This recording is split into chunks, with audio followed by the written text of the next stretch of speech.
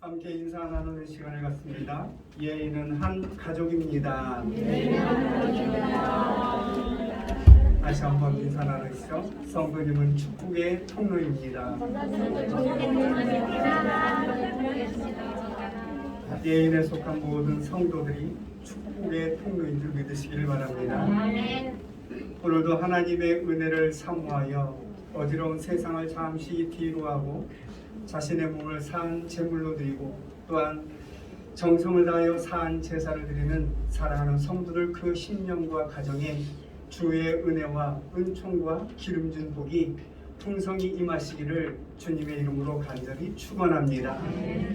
우리는 하나님의 은혜에 대하여 무한히 감사를 하며 감사의 찬양을 드리며 살아가고 있습니다. 우리의 인생의 뒤안길을 돌아보면 하나님의 은혜가 아닌 것이 없습니다.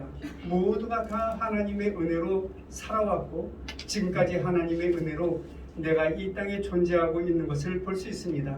그래서 우리는 늘 감사하는 마음으로 하나님을 찬양하며 하나님께 영광 돌리고 살아가는 하나님의 백성들입니다. 그러나 여러분, 우리는 과연 어떤 일에 감사하고 또한 어디까지 감사하고 또한 얼마만큼 감사하며 살아가고 있습니까?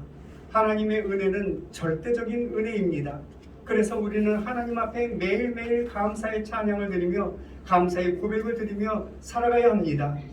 정말로 우리가 숨이 멎는 그날까지 감사하며 살아갈 수밖에 없는 것은 하나님의 절대적인 그 은혜 때문입니다. 그런데 우리는 종종 하나님의 은혜를 상대적인 은혜로 생각할 때가 있습니다.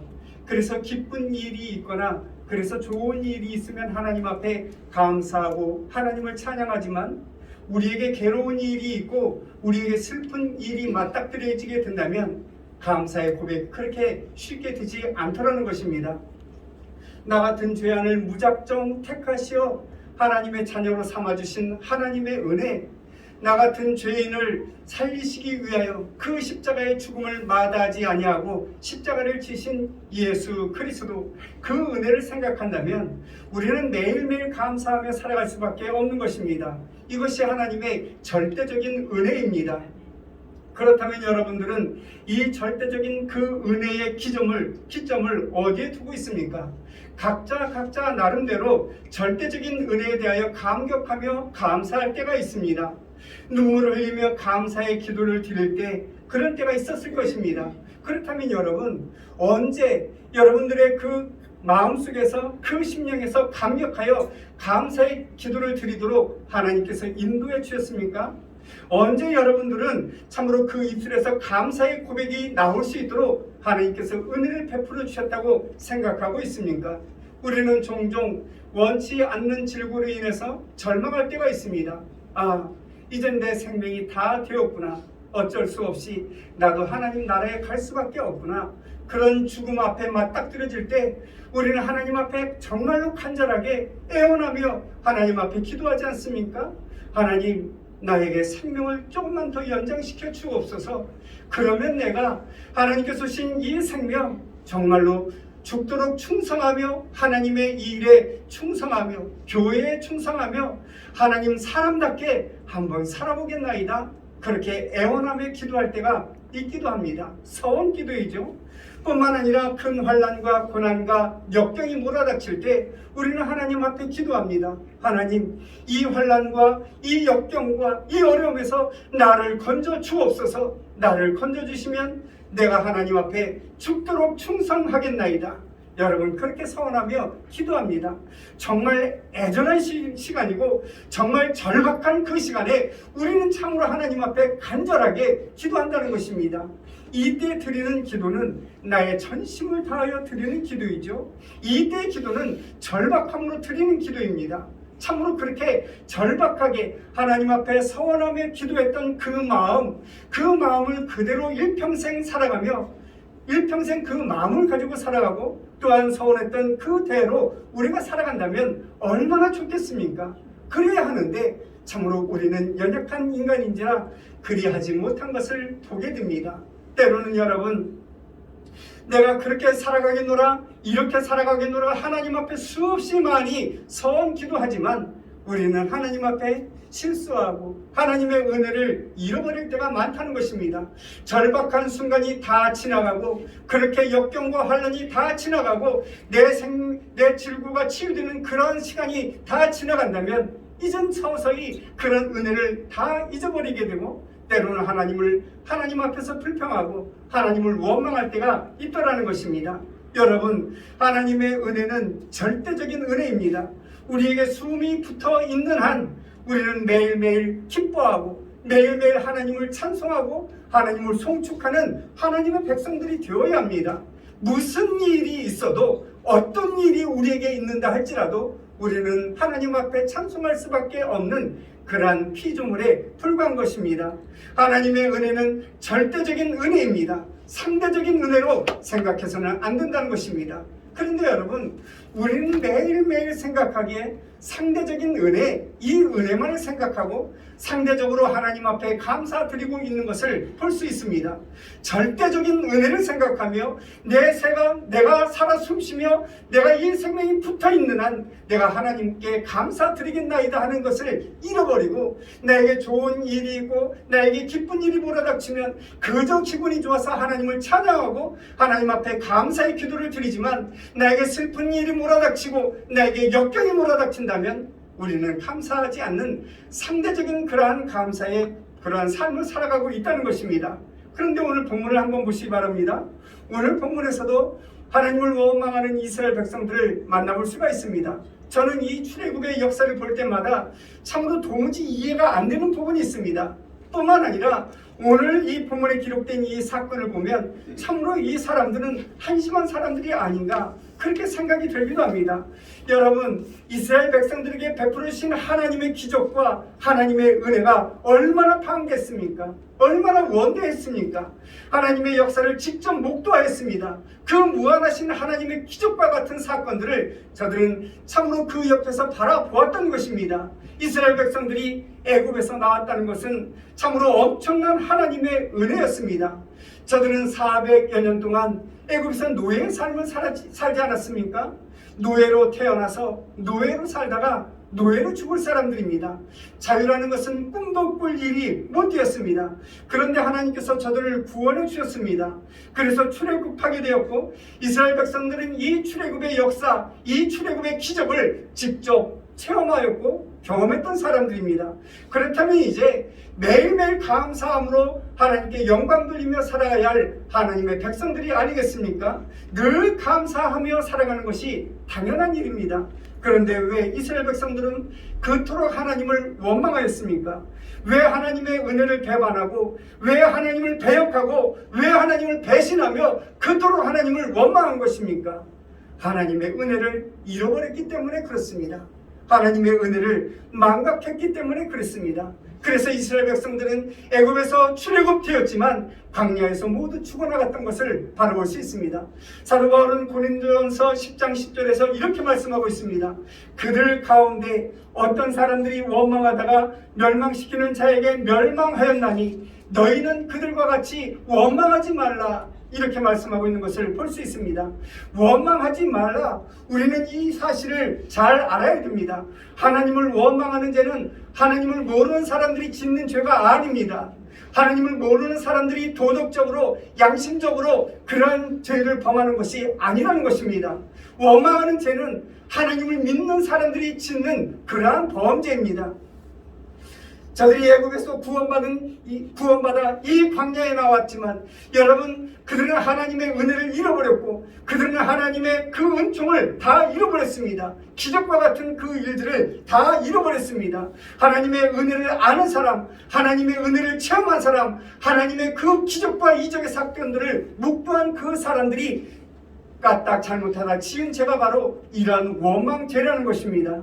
이스라엘 백성들이 애굽에서 나와 하나님의 땅, 하나님께서 약속한 땅, 그 가나안 땅, 이 땅을 가려면 북쪽으로 갔다가 다시 동쪽으로 방향을 틀어야 합니다. 그런데 여러분, 하나님께서는 이 이스라엘 백성들을 출애굽하는 그 순간부터 동쪽으로 계속 이동했던 것을 볼 수 있습니다. 이 길로 가게 되면 홍해가 맞닥뜨려지게 됩니다. 이 길로 가게 되면 당연히 홍해가 나올 수밖에 없는 그 길입니다. 그럼에도 불구하고 하나님께서는 그쪽 길로만 인도했던 것을 볼 수 있습니다. 그래서 홍해가 저들의 길을 가로막고 있습니다. 그래서 하나님을 원망했던 것을 볼 수 있습니다. 뿐만 아니라 그 뒤에는 애굽의 군대가 지금 따라오고 있습니다. 그리고 그 앞에는 홍해가 가로막고 있고 그 양옆에는 절벽입니다. 이제는 죽었구나 할 수밖에 없는 그 순간이죠. 그 순간 저들은 하나님을 원망하더라는 것입니다. 애굽의 공동묘지가 어떠냐? 왜 우리를 여기까지 인도하여 여기서 죽게 하느냐? 모세를 원망하고 하나님을 원망하고 있는 것을 보게 됩니다. 그런데 여러분, 성경을 자세히 읽어보면 하나님께서 왜 이스라엘 백성들을 왜 이 홍해까지 인도해냈는지 그것을 기록하고 있는 것을 볼 수 있습니다.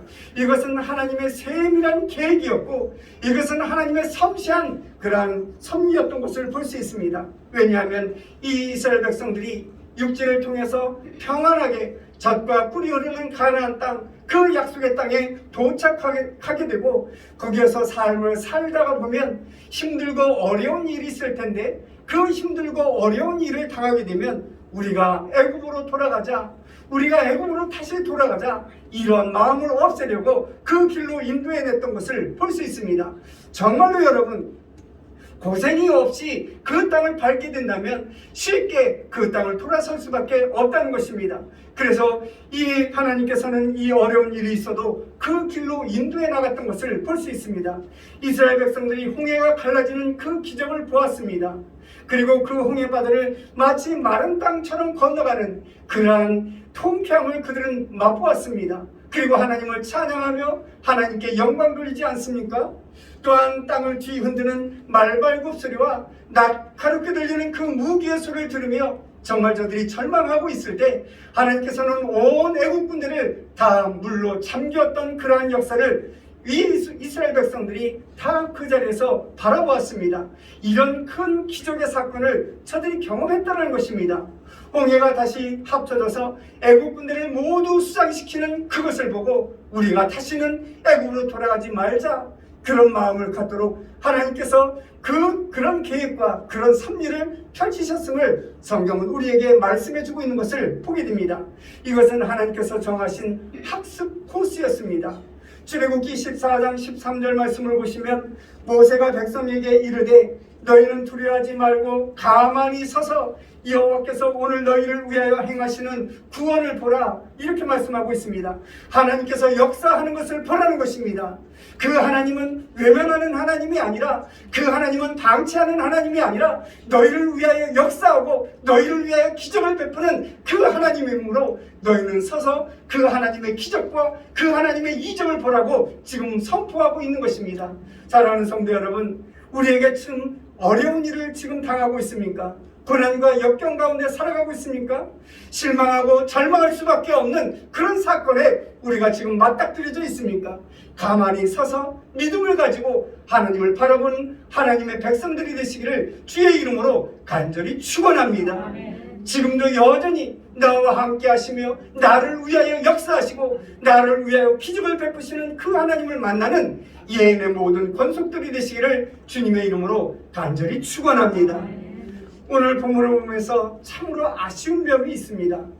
왜 이스라엘 백성들이 조금만 더 참고 조금만 더 믿음을 지키며 하나님께서 명령하는 그 길을 따라가지 않았을까, 그런 아쉬움이 있습니다. 그런데 그 사이를 못 참고 하나님을 원망했습니다. 홍해 앞에서 저들이 모세를 원망합니다. 여러분, 이해가 되지 않습니까? 정말로 그 앞에 홍해가 가로막고 있고 뒤에는 애국 군사가 무기를 들고 말병거를 타고 쫓아오고 있고 좌우에는 절벽입니다. 오갈 데 없는 이 상황에서 하나님을 원망하는 이스라엘 백성들, 이해가 갑니다. 그리고 또한 여러분, 홍해를 건너게 되지 않습니까? 하나님의 은혜로 홍해를 건너게 될 때 그 기적과 그 이적을 맛보면서 하나님을 찬양합니다. 건너고 나니 물이 없습니다. 물이 없으니 또 하나님을 원망하지 않습니까? 이것도 이해가 됩니다. 왜냐하면 그 척박한 광야에서 물이 없다고 한번 생각해 보십시오. 모두가 다 원망할 수밖에 없는 것입니다. 그런데 여러분, 이 원망으로서 끝나는 것이 아니라 이번에는 또 양식이 없다고 하나님을 원망합니다. 하나님께서 이스라엘 백성들에게 만나를 내려주지 않습니까? 만나를 먹이십니다. 그 다음이 또 고기가 없다고 원망하고 있는 것을 볼 수 있습니다. 지금 이스라엘 백성들의 처지가 어떤 처지입니까? 저들은 피난민들입니다. 피난민임에도 불구하고 고기를 달라고 원망하고 있는 것을 볼 수 있습니다. 그래도 애굽에 있을 때에는 비록 우리가 노예였지만 그 주인의 고깃가마 옆에서 우리가 코끝을 훔쳐 먹으며 그 맛을 보지 아니하였던가, 그 맛을 회상하며 모세를 원망하고 있는 것을 보게 됩니다. 그뿐만 아닙니다. 한술 더 떠서 어처구니 없는 원망을 하고 있는 것을 볼 수 있습니다. 민수기 11장 5절 6절 말씀을 보시면 이렇게 말씀하고 있습니다. 우리가 애굽에 있을 때에는 값없이 생선과 오이와 참외와 부추와 파와 마늘들을 먹는 것이 생각나거늘 이제는 우리의 기력이 다하여 이 만나 외에는 보이는 것이 아무것도 없도다. 이렇게 원망하고 있는 것을 볼 수 있습니다. 지금 이스라엘 백성들은 부추와 마늘이 없어서 하나님을 원망하고 있는 것입니다. 별 원망을 다 하고 있는 것을 보게 됩니다. 부추와 마늘이 무엇입니까? 정력을 기르는 그러한 음식이 아니겠습니까? 지금 우리에게 이 부추와 마늘이 없어서 우리는 정력이 없어서 하나님을 원망하노라 원망하고 있는 이 이스라엘 백성들을 바라볼 수 있습니다. 여러분, 왜 이스라엘 백성들이 이토록 하나님을 원망하며 이토록 모세를 원망하는 것입니까? 하나님의 은혜를 다 잃어버렸기 때문에 그렇습니다. 그동안 베풀어 주신 하나님의 기적과 이적을 다 잃어버렸기 때문에 그렇습니다. 하나님께서 10가지 재앙으로 이 이스라엘 백성들을 애굽에서 구원해 내주셨습니다. 모두가 다 이런 기적 같은 일들을 다 체험하였습니다. 얼마나 큰 기적이었습니까? 얼마나 이스라엘 백성들을 사랑하는 그러한 증거였습니까? 뿐만 아닙니다. 홍해가 갈라지는 것들을 직접 보지 않았습니까? 그 홍해를 마른 땅처럼 건너며 하나님을 찬양하며 소구와 꽹과를 치며 하나님께 송축하지 아니하였습니까? 이 모든 은혜, 이 감격의 사건들을 다 잃어버린 것을 볼 수 있습니다. 민수기 33장 3절 말씀을 보시면 이스라엘 백성들이 1월 15일에 애굽을 떠났다고 기록하고 있습니다. 그리고 오늘 본문 1절 말씀을 보시면 둘째 달 15일 이렇게 기록하고 있는 것을 볼 수 있습니다. 그러면 여러분, 이스라엘 백성들이 애굽에서 나온 지 얼마가 되었습니까? 한 달밖에 되지 아니하였습니다. 한 달밖에 되지 않은 이 시간 속에서 지금 하나님을 원망한 것입니다. 한 달 사이에 하나님의 기적과 하나님의 이적을 다 잃어버렸습니다. 모두 다 망각해버렸습니다. 그 한 달 사이에 이제는 하나님을 원망하고 하나님께서 나에게 베풀으셨던 그 은혜를 마치 지우개로 다 지우듯 깨끗하게 지워버리고 이제는 아무것도 없는 그런 원망의 사람으로 남게 되었다는 것입니다. 은혜의 망각, 은혜의 상실, 이것이 가장 무서운 죄임을 우리는 기억해야 할 것입니다. 여러분, 하나님을 믿는 사람들은 하나님의 은혜를 결코 잃어버려서는 안 됩니다. 사람에게나 하나님께서나 최소한 그 은혜는 배반하는 자가 되어서는 안 된다는 것입니다. 지금 이스라엘 백성들 왜 하나님 앞에 원망합니까? 하나님의 은혜를 다 잃어버렸기 때문에 그렇습니다. 우리 또한 동일합니다. 하나님의 은혜, 참으로 이 상대적인 은혜를 생각하며 상대적인 은혜에 대해 감사한다면 기쁜 일과 좋은 일이 있을 때는 하나님을 찬양하며 하나님이 나의 구주라고 그렇게 감사의 눈물을 흘리며 기도하겠지만 이 상대적인 은혜를 생각하며 상대적인 은혜만을 바라본다면 슬픈 일, 괴로운 일, 환난과 역경이 당할 때는 감사의 고백을 드리지 않는 그런 하나님의 사람으로 전락될 수밖에 없다는 사실을 우리는 기억해야 한다는 것입니다. 그러므로 하나님의 은혜를 잊어버리지 않는 주의 백성들이 되시기를 주님의 이름으로 간절히 축원합니다. 하나님의 은혜를 기억하고 하나님께서 베풀어 주신 그 은혜가 얼마나 큰지 매일매일 상고하고 매일매일 감사의 고백을 드리므로 어떠한 상황, 어떠한 역경, 어떤 일이 있어도 하나님 앞에 감사의 찬양을 드리며 여호와를 송축하는 예인의 모든 권속들이 되시기를 주님의 이름으로 간절히 축원합니다. 또한 이스라엘 백성들은 과거의 삶을 끊어버리지 못했습니다. 그래서 이스라엘 백성들이 우리가 애굽으로 다시 돌아가자 그렇게 고백하고 있는 것을 볼 수 있습니다. 노예 생활하던 그 고통과 그 아픔을 저들은 다 잃어버렸습니다. 노예로 살면서 고깃가마에 곁에 앉아서 그 고기를 훔쳐먹는 그 일, 그 쏠쏠한 재미를 저들은 떨쳐버리지 못했던 것입니다. 지금 이 순간 자유인의 고통을 감수하지 못하고 있는 이스라엘 백성들을 바라볼 수 있습니다. 이것은 여러분 선택의 기준입니다.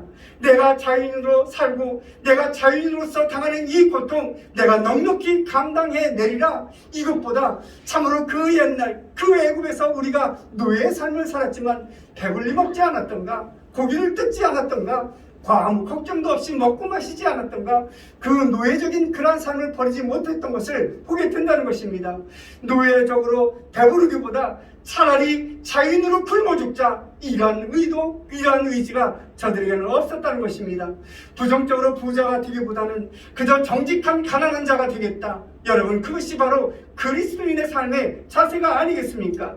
요즘도 보면 양심의 가책을 느끼지 않는 사람들을 볼 수 있습니다. 성공하려고 동료를 짓밟고 성공하려고 많은 사람들을 짓밟아버리는 그러한 삶이 우리의 삶 가운데 비일비재하게 일어나고 있습니다.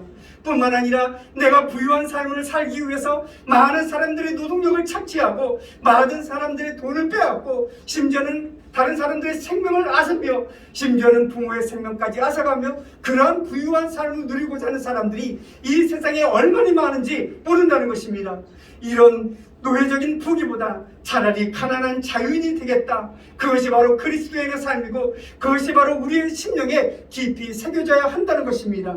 자유인의 가난과 고통, 이것을 선택하는 그 기준이 바로 성도들의 가슴에 새겨져 있어야 하는 것입니다. 그래야 하나님을 원망하지 않습니다. 그래야 하나님을 매일매일 감사함으로 찬송하며 송축하며 영광 돌리는 하나님의 권속들이 되게 하는 것입니다. 그래야만 여러분 우리가 하나님 앞에 감사할 수 있는 것입니다. 또한 저들은 미래에 대한 그 믿음이 희박해졌던 것을 볼 수 있습니다. 젖과 꿀이 흐르는 땅, 하나님께서 약속하신 가나안 땅, 이 믿음이 희미해졌다는 것입니다. 그래서 저들은 하나님을 원망합니다. 오늘 본문 4절 말씀을 보시면 그때 여호와께서 모세에게 이르시되 보라 내가 너희를 위하여 하늘에서 양식을 비같이 내리리니 백성이 나가서 일용할 것을 날마다 거둘 것이라. 이같이 하여 그들이 내 율법을 준행하나 아니하나 내가 시험하리라 라고 말씀하고 있습니다. 하나님께서 이스라엘 백성들을 만나를 주시는데 왜 매일 아침 거두게 하느냐? 내가 그 백성들을 시험하기 위함이다 말씀하고 있습니다. 왜 안식일에 거두지 말라고 말씀하시느냐? 그것은 이스라엘 백성들을 내가 시험하기 위해서라고 말씀하고 있습니다. 하나님의 말씀에 순종하는지 불순종하는지 하나님께서 지켜보시겠다는 것입니다. 여러분, 우리는 어느새 물질의 노예가 되어버리고 말았습니다. 하나님의 은혜에 대한 감격이 우리 가슴에 없어졌습니다. 우리는 어느새 세상의 일에 매여 세상에 눈을 돌리는 그런 세상 사람으로 살아갈 수밖에 없게 되었습니다. 예전에는 물질보다 하나님의 은혜를 더 사모하였으나 지금은 하나님 아닙니다. 하나님의 은혜를 사모하기보다 물질을 택하는 사람들이 부지기수로 많은 것을 볼 수 있습니다. 예전에는 세상 일을 뒤로하고 하나님의 일을 우선적으로 하였지만 지금은 그렇지 않습니다. 지금은 세상 일보다 하나님의 일보다 세상 일을 택하는 그런 사람들이 너무나도 많습니다. 그날이 거룩한 주일이어도 아무런 가책 없이 물질과 그리고 세상을 택하는 그리스도인들을 만나볼 수 있게 된다는 것입니다. 뿐만 아니라 주일날 예배당에 나가도 사한 제사로 드리지 못하고 있는 것을 볼 수 있습니다. 마음은 다른 곳에 가 있는 것입니다. 내 육신은 지금 이 자리에 있지만 내 마음 세상 가운데 가 있는 것입니다. 그래서 하나님께서 복을 주시지 않습니다. 형통의 길로 인도하지 않습니다. 그럼에도 불구하고 우리는 아우성을 칩니다. 왜 나에게 복을 주시지 않습니까? 왜 나에게 형통의 길을 주시지 않습니까? 왜 나에게 이런 고난의 길로 인도하십니까? 하나님을 원망하고 하나님을 불평하고 있는 것을 볼 수 있습니다. 오늘 보면 8절 말씀을 보시면 우리에게 이런 말씀을 해 주십니다. 모세가 또 이르되 여호와께서 저녁에는 너희에게 고기를 먹이시고 아침에는 떡으로 배불리시리니 이는 여호와께서 자기를 향하여 너희가 원망하는 그 말을 들으셨습니다. 우리가 누구냐? 너희의 원망은 우리를 향하여 함이 아니요 여호와를 향하여 함이로다. 지금 이스라엘 백성들이 하나님을 모세를 원망하고 있습니다. 모세를 원망하고 있지만 그 모세를 택하신 하나님, 그 모세를 하나님 사용하신 그 하나님을 원망하고 있음을 말씀하고 있는 것입니다. 이처럼 우리는 종종 이렇게 이야기합니다. 세상이 왜 이래? 하면 그 세상을 불평하고 그 세상을 원망합니다. 정치가 왜 이 모양이야? 경제가 왜 이 모양이야? 하며 경제를 탓하고 정치를 원망하고 있는 것을 보게 됩니다. 환경을 탓하고 역경을 탓하고 이 세상의 환경과 원망으로 말미암아 참으로 하나님을 원망하고 있는 것을 보게 된다는 것입니다. 사실은 이 모든 것이 그 세상을 원망하고 환경을 원망하고 정치인들을 원망하는 것 같지만 하나님을 원망하는 것이라고 오늘 본문은 말씀하고 있는 것입니다. 그 세상도 그 환경도 그 여건도 모두가 다 하나님께서 조성해 주셨기 때문에 그렇습니다. 여러분, 원망을 자꾸 하게 되면 그 원망이 버릇이 되죠. 그 원망하는 버릇을 계속 가지고 있다면 그것이 우리의 성품이 되어버리고 맙니다. 그리고 원망은 원망을 낳을 수밖에 없는 것입니다. 한번 보십시오. 여러분, 자식이 잘못된 길로 가고 자식이 잘못하고 있는 것 같아 자식을 원망하지 않습니까? 그러면 그 자식이 또한 부모에게 원망하고 있는 것을 보게 됩니다. 왜 나를 낳아서 이렇게 고생시킵니까? 정말로 이처럼 힘들고 어려운 세상에 왜 나를 낳아가지고 나를 고생시키고 나를 이처럼 멍든 삶을 살게 하는 것입니까? 자식이 오히려 부모를 향하여 원망하고 있는 것을 보게 된다는 것입니다. 그러므로 그 누구도 원망해서는 안 됩니다. 오늘 본문의 말씀을 다시 보시면 이스라엘 백성들이 참으로 어이없는 원망을 하고 있는 것을 보게 되죠. 이 어이없는 원망을 함에도 불구하고 하나님께서는 그 모든 원망을 다 들으시고 다 응답해 주신 것을 볼 수 있습니다. 고기가 없어 고기가 먹고 싶다고 했을 때 하나님께서는 고기를 먹이셨고, 배가 고프다고 저들이 아우성쳤으며 아우성침에 원망할 때 만나를 먹이셨고, 목이 말라 죽겠다고 하나님을 원망할 때 저들에겐 물을 먹여 주신 것을 볼 수 있습니다. 원망도 들어주시는 그 하나님임을 우리는 기억해야 합니다. 사랑하는 성도 여러분, 참으로 감사할 수밖에 없는 하나님이십니다. 그러므로 우리는 원망을 극복하는 그 길로 다시 돌아가야 합니다. 원망을 극복하는 그 길이 어디입니까? 다시 원점으로 돌아가는 것입니다. 그래서 하나님의 절대적인 그 은혜에 감사하고 하나님 나라를 바라보고 요단강 건너에 있는 그 가나안 땅을 바라보며 하나님께서 나와 함께 하시는 그 은혜, 그 은총, 내 삶 가운데 기적을 베푸시고 기적을 펼치시는 그 하나님, 강한 팔로 나를 안아주시며 나를 인도하여 주시는 그 하나님, 그 하나님을 송축하는 하나님의 백성들이 되어야 한다는 것입니다. 사랑하는 성도 여러분, 하나님의 은혜가 얼마나 큰지 그 은혜를 다시 한번 기억하고 다시 한번 회상하며 그 은혜를 만지며 감사함으로 영광 돌리는 예인의 모든 성도들이 되시기를 주님의 이름으로 간절히 축원합니다. 어떤 일이 있어도 무슨 일이 나에게 닥친다 할지라도 절대적인 감사를 기억하며 오직 감사함으로 영광 돌려 그 환난과 그 고난이 오히려 축복의 기회로 삼는 예인의 모든 성도들이 되어야겠습니다. 그러므로 어떤 일이 있더라도 무슨 상황이 나에게 닥친다 할지라도 오직 감사함으로 하나님께 영광 돌리는 주의 백성들 되셔서 하나님께서 베푸시는 기름진 축복과 그 은혜와 그 은총이 사랑하는 성도들 심령과 귀한 가정에 풍성하게 임하시기를 주님의 이름으로 간절히 축원합니다. 기도하십니다.